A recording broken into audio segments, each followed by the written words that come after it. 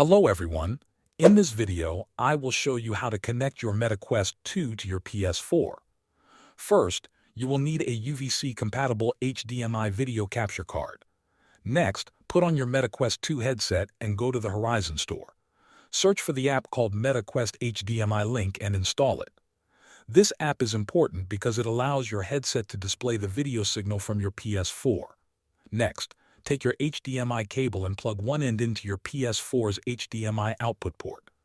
Then plug the other end into the HDMI input on your capture card. After that, connect the capture card to your Meta Quest 2 headset. Now turn on your PS4. Go back into your headset and open the HDMI Link app. The app may ask for permission to access the USB device. Make sure to allow it.